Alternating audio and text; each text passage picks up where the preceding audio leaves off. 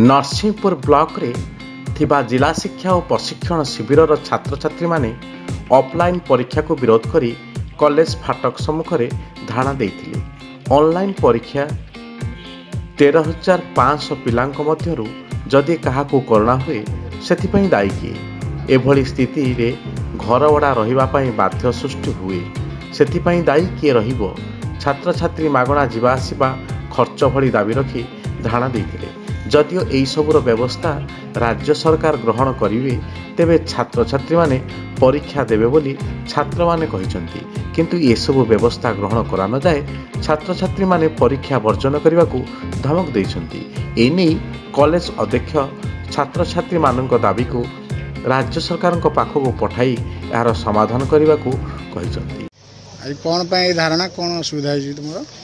आमर सरकार पाखे दाबी होची कि यही वर्ष जो आमर ऑफलाइन परीक्षाटा हम तो सहीटा आम चाहूँ ऑनलाइन हो कहीं केवल गोटे जिलार पिला नुह सारा ओडिशा पिला से एकाठी हो परीक्षा देवे।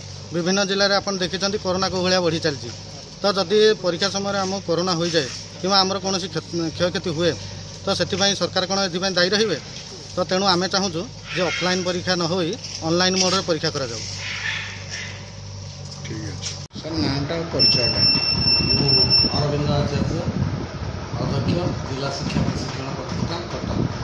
कौन आज कौन असुविधा है पिला माने बाहर धारणा वर्तमान परिस्थिति पिला डिमांड होची ऑनलाइन परीक्षा हो ऑफलाइन न कथा तो आम हाथ ना। मुझे controller of examination board of secondary education को रेकमेंड कर डिमांड अच्छी बोर्ड विचार आउ ये अनुष्ठान पिला गोटे स्वतंत्र समस्या अच्छी। यहाँ हूँ आम जिला हेडक्वार्टर हूँ 100 किलोमीटर दूर। एटी आमर विभिन्न जिलार पिला अच्छा, मयूरभंजर पिला अच्छा, सुंदरगढ़ पिला अच्छा, केउंझर पिला अच्छा। वर्तमान परिस्थिति में से कटक घर भड़ा ठीक कर परीक्षा देवाटा असंभव कथा।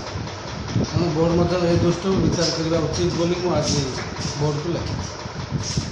नरसिंहपुर विनोद रिपोर्ट, जनता जिंदाबाद।